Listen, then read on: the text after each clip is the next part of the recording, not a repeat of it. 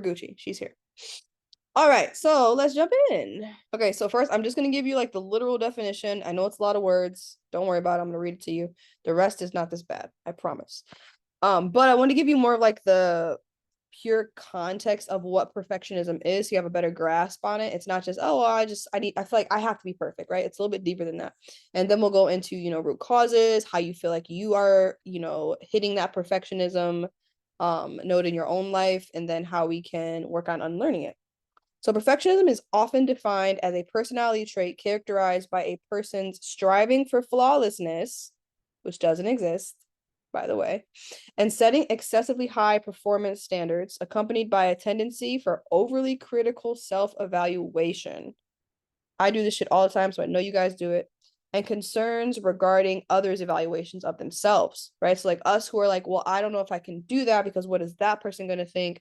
Is that person going to think it's good enough? That sort of thing. So, perfectionism is like very multifaceted. While many people strive for excellence in their pursuits, perfectionism takes it to an extreme level, often leading to negative consequences such as anxiety, depression, and procrastination. Procrastination being one of the biggest things, at least in my own personal experience with myself and just clients I've worked with. Perfectionism, it not only makes you super hard on yourself, it can also cripple you. It's like, well, that's not going to be perfect enough.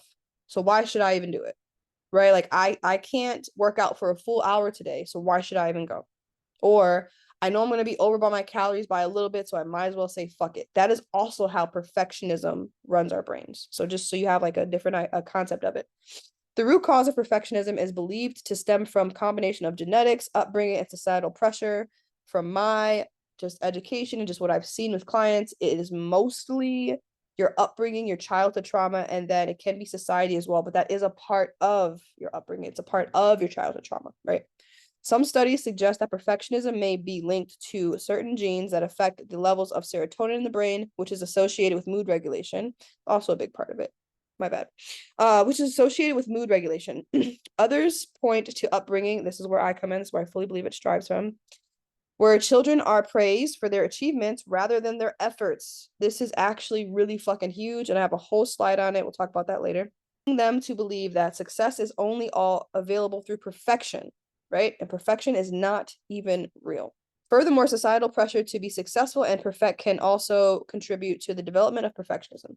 So when we're saying, well, I'm just a perfectionist, this is just how I am, it's how I've always been.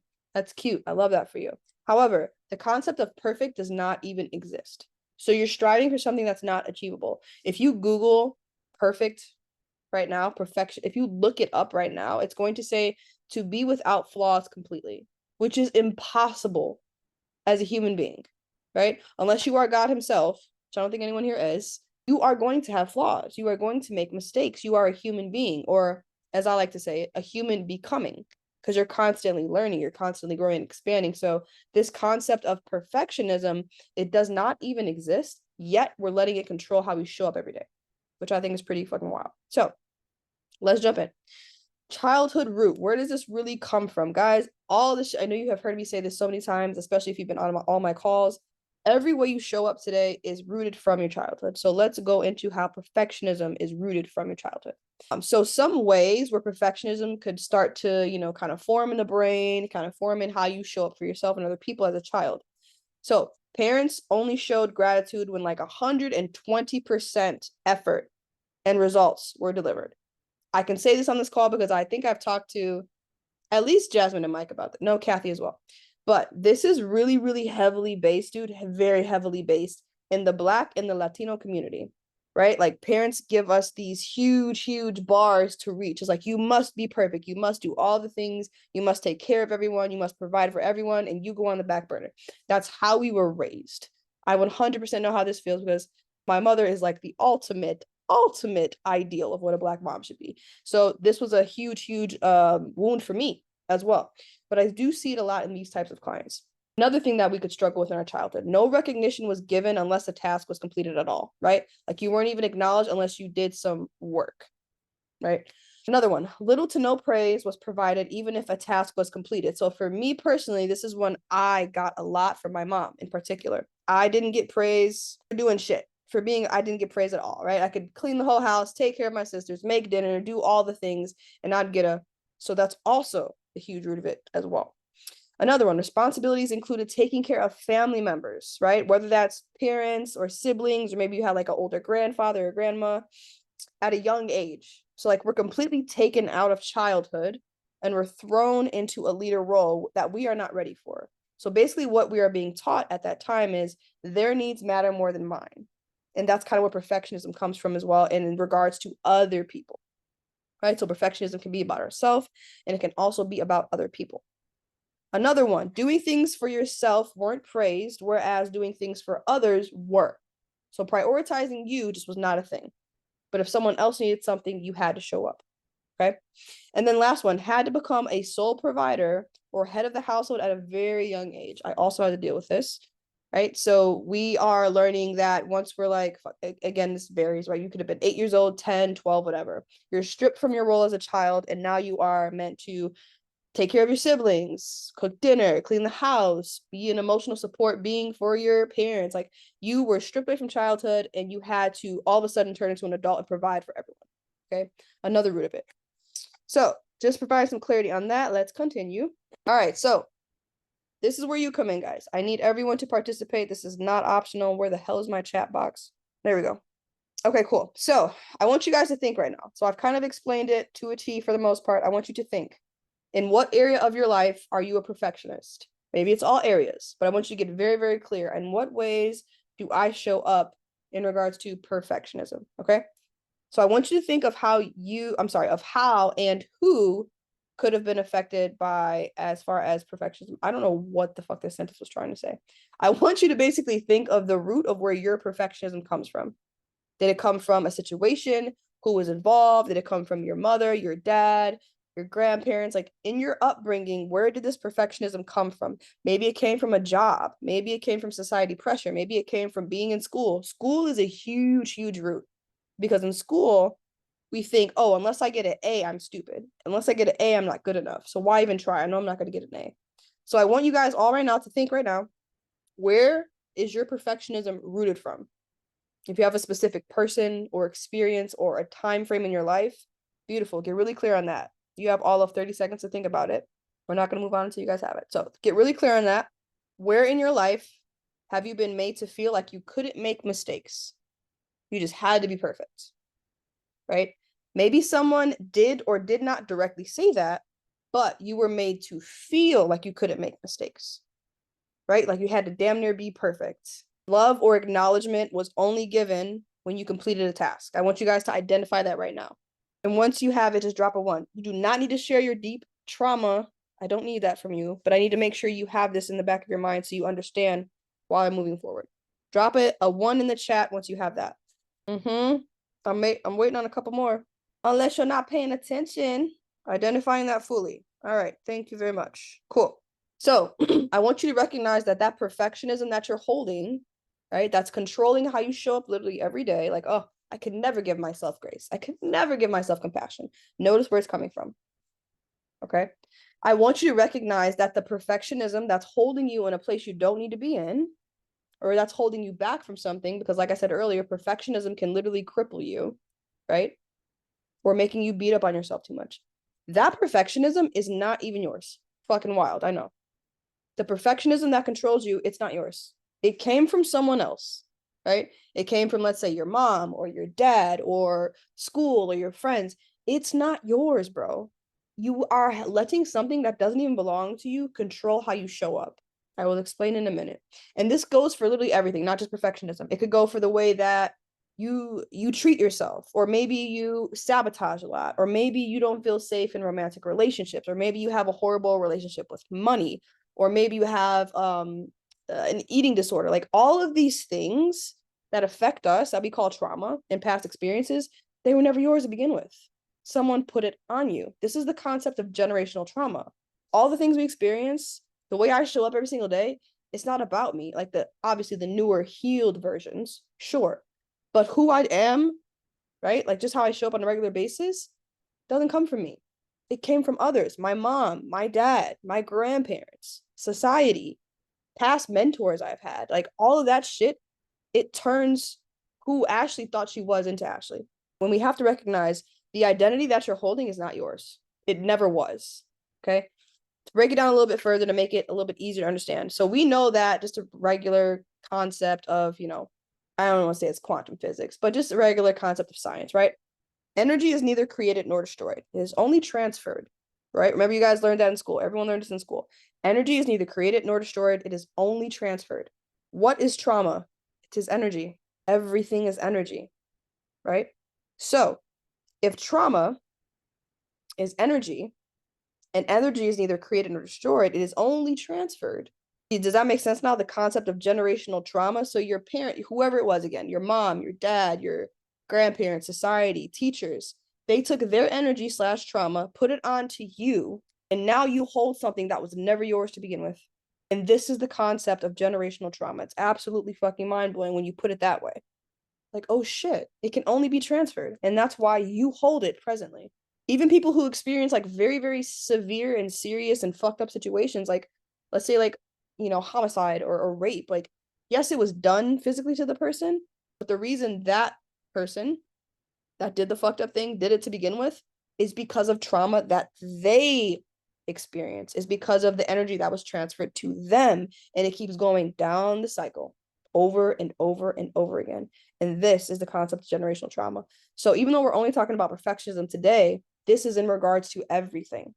Anything you deal with mentally and emotionally, it's rooted from somewhere else. It's not really yours. And so we get to say, oh, this is not even my identity. I don't have to hold it anymore. It's like you got on a fucking weighted backpack. It's got like 50, 60 pounds worth of dumbbells in it. And it's cutting into your skin and you're sweating buckets. And you're like, man, this is exhausting. And I'm like, just take the backpack off. It's not yours. They're like, but my mom gave this to me. It's not yours though. It's time to take the backpack off, guys. All right, ending with a cool analogy. I love that for me. So let's go into a little bit of science behind it. I want to explain a little bit deeper. Nothing crazy though. So science behind perfectionism. And this is kind of one of the ways that it comes up, okay? So the brain will always choose the path of least resistance, right? That's just how the brain works. It will always choose the path of least resistance, which means that path is most familiar, number one. Number two, it requires the least amount of energy. Body's always trying to preserve energy, unless you're actively pushing it out, right, with output. But that's what the brain will always do. It wants to do the thing that's most familiar and the thing that preserves energy the most, right?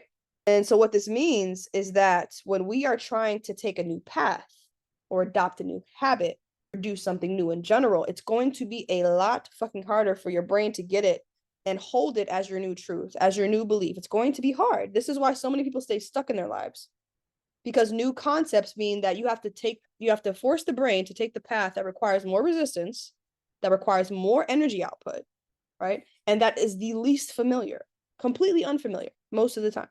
All right.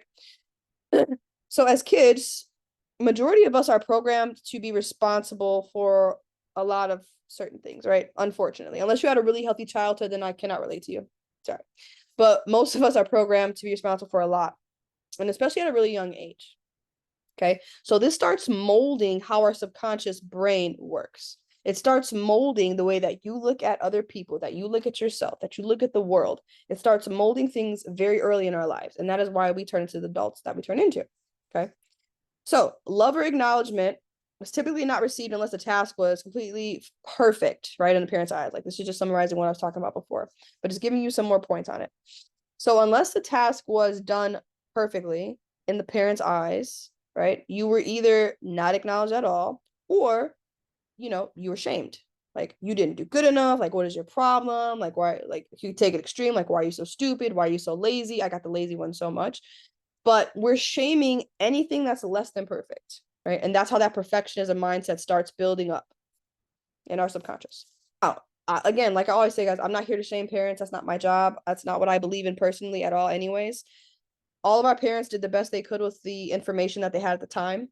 Generational trauma and healing is a much more newer concept within like the last couple decades or so. So we're not shaming them. We're just talking about the facts, right? So it was unknown to the parent at the time what they were actually doing to that child's brain. They're just doing what their parents did. So because of this, because we were all treated this way, raised this way, the subconscious brain is now programmed to look for perfection in order to feel accomplished or loved. It's only going to look to perfection in order to feel accomplished or loved, because that is what you were programmed to believe, right? If it's not 100% perfect, the brain triggers a belief response of unworthiness or pointlessness. Like, what's the fucking point of me showing up, right? I don't have any, I forgot to go grocery shopping. I don't have any protein in my fridge. I'm just going to go to Chick-fil-A. I'm just going to go to In-N-Out. I'm going to go do something stupid because I don't have any protein, right? Because if I can't be perfect, there's no point in me showing up at all.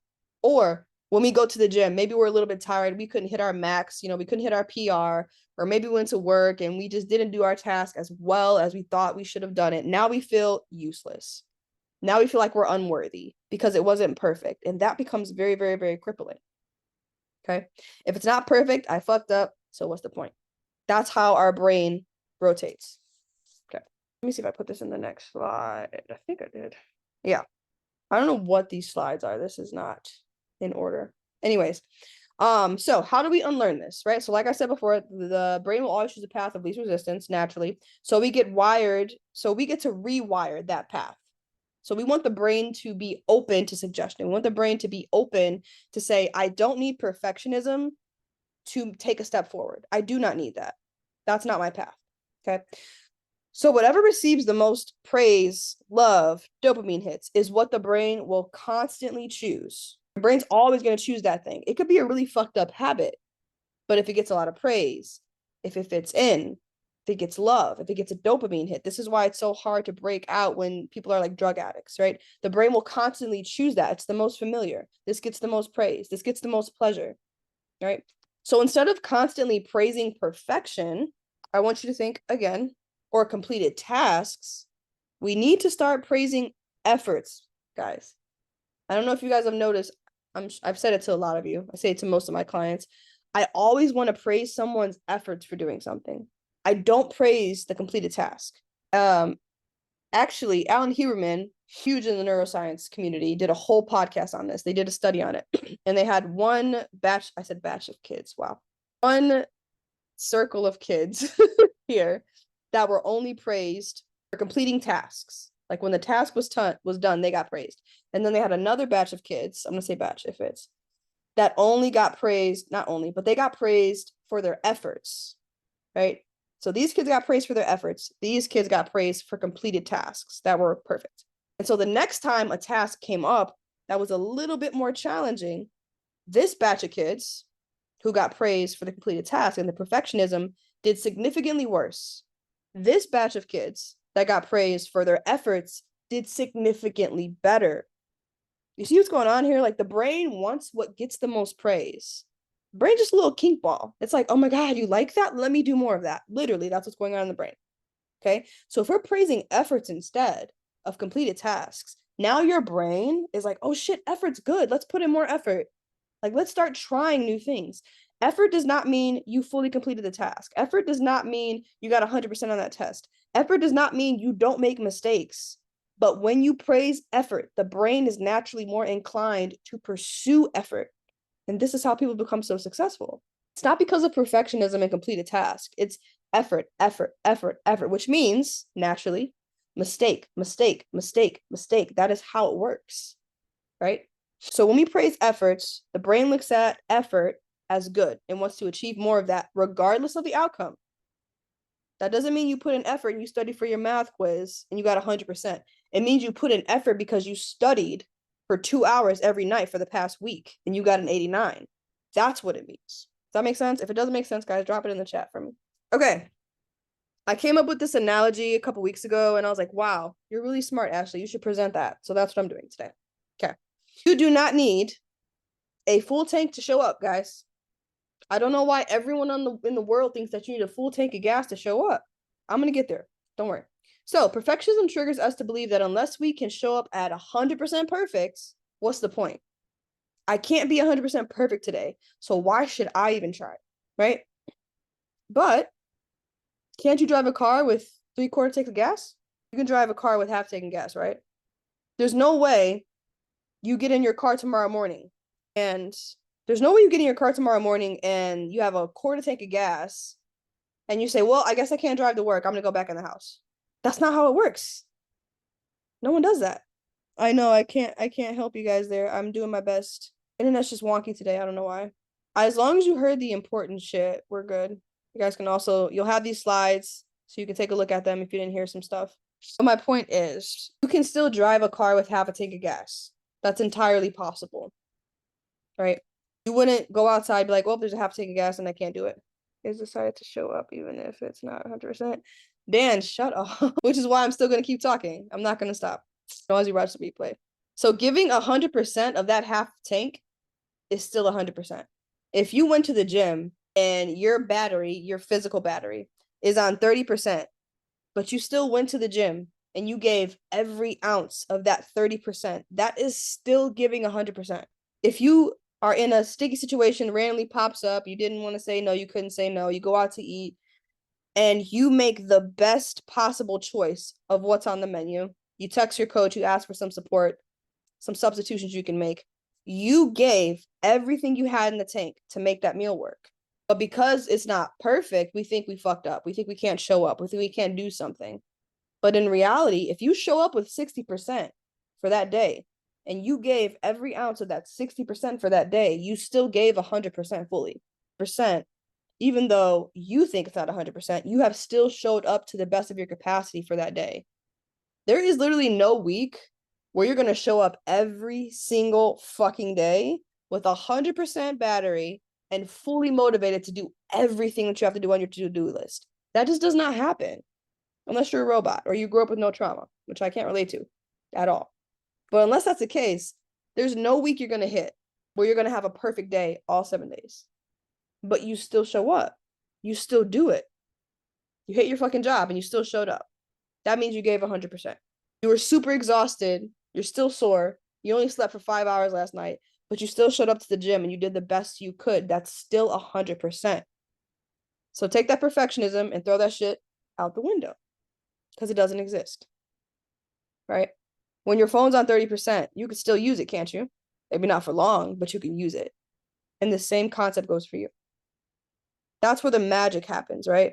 Showing up with your battery on 30% counts 10 times more than you showing up when you are motivated to do so, because that is where the magic happens. It's very easy to show up when you're motivated and you're fully rested and you're in a good headspace. That shit's easy. I'm not inspired by people like that. When you show up and you don't have anything to give, but you give it your all anyways, that is where you are going to make the most progress because you recognize it's a choice more than anything else. Yes, literally, that's prep. That's why I will never, ever, ever do a show ever again. Fuck that. So, efforts is what gets us to success, not perfectionism. And when you show up on days you feel the most defeated, that's where the biggest difference is made, guys. I promise you 100%. That's where you show your younger self that effort wins, not perfection. I think that's it. Yeah. Toy is a short one today, guys. Do a call on it on Sunday. All right, let me get out of here. Dude, why is I'm just not, technology and me today, guys, it's not happening. Hold on. I don't know what the fuck's going on. Anyways, that's that. Who's got comments or questions? Anyone at all? What I was thinking when we started the presentation is that something that has helped me before when thinking about perfectionism and how to avoid it is thinking about what I look or maybe my role models or maybe a celebrity you love or anything like that. Look at them and just acknowledge their their flaws, and understand that you still like them just as much because they're just as human. And things you do may not be perfect, but people who are with you and who are there to support you are gonna appreciate you just as much. Mm-hmm. It's something, but I mean, we're very hard to ourselves when we talk about perfectionism. And many times we do not apply the same criteria when we're like evaluating other people's performance or so that's something that helps a lot, is to see yourself how you feel about others and their flaws, and understand that while you understand them, most people will understand yours too. Mm-hmm. Absolutely. Absolutely, dude. Good point. Good point. And this is why like authenticity is so, so important. It's like you're showing the most raw parts of you at all times. Like no one shows up every day super motivated to do things or in perfect condition. Like that's just not reality. It's not possible because we're human beings. So that authenticity piece, it really just ties everything together. So I totally agree. I love that. Anyone else got comments or questions? Because I know no one here struggles with perfectionism. Of course not. I yeah, I have something. Love this the battery analogy. Actually. I don't know why it is one of those moments that you make it make sense. And actually I feel like I've been doing that lately in some areas of my life. Mhm. But instead of getting to do all the things that I have to do with the battery I have left. What I've been doing, it's like, although every day I feel like I'm never to 100%, I consciously choose where to use the remaining during the day. And sometimes I feel it works, but there are times that I kind of misuse the energy, or Yeah. it comes the intrusive thought that maybe it wasn't enough for the day. um, but I I feel I'm getting there. Yeah. Uh, I don't torment myself so much about it lately. Yeah. So yeah, um, yeah, that's it. Love it. Love it. Beautiful job, dude. Beautiful job. That's so good. And it's true, right? Like we want to beat ourselves up like, "Oh, I could have did that better. I could have put in more energy." But the fact of the matter is every word I say, we literally do not have the capacity to go back in time unless you have a really cool time machine that I don't know about, right? So unless that's possible, you're literally letting something that does not exist anymore piss you off, make you feel like shit, dysregulate you. So if it happened a second ago or further, it doesn't exist anymore. So we can only look forward. And in saying that, it's like, how can I show up just 1% better tomorrow? I forget who really originated the saying, but the goal is always to be 1% better tomorrow. It's not to be 100% better tomorrow because that's not possible by human standards. We're not robots. So how can like, okay, I went to the gym yesterday and I did a set of chest press incline on dumbbells and I did 12 when I know I could have done 15 or up the weight.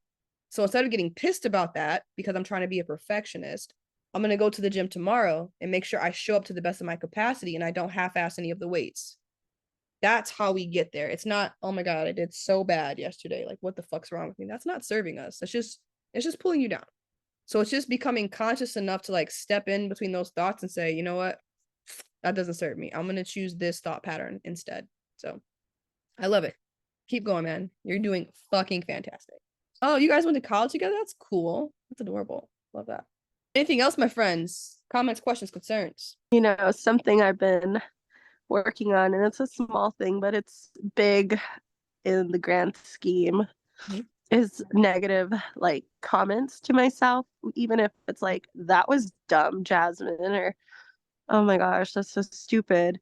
Like trying to tell myself, like, nope, I'm not stupid, even if I did say it, not taking it back, but just like trying to rewire myself so I don't constantly do that. It's not something I do all the time, but when I make a mistake, it's easy to just be like, that was dumb. Oh my gosh, why'd I do that? Yeah. And like try to be more mindful and conscious of how I speak to myself, even if it's just in passing. Mm-hmm. Totally. Yeah. That Yeah. takes time. That takes effort. You're doing a great job. It's just making sure that we become right self-aware. We always say self-awareness is the first step. So just stay as self-aware as you possibly can. And when you can catch it, you catch it immediately. This works for me. I'm not saying you have to do this, but this works really well for me. It sounds like a guilt trip. I don't care. So whenever I start like talking down on myself and saying really negative shit, I immediately envision like my inner child because she's just a ball of light. I've done so much work with my inner child, so she's perfectly healed and happy. So I immediately imagine my inner child and like I wouldn't dare say that shit to her. I wouldn't dare. And so if you wouldn't say it to a younger version of you, or like fuck, even your daughter, your son, if you wouldn't say it to a little person, you are not allowed to say it to yourself. and that works really well for me. So maybe give it a swirl. Teen Ash is I wouldn't say that shit to Teen Ash because Teen Ash will probably beat my ass. But yeah, I just vision my energy and that works really well. So you got it. That's good to know. Let me stop recording.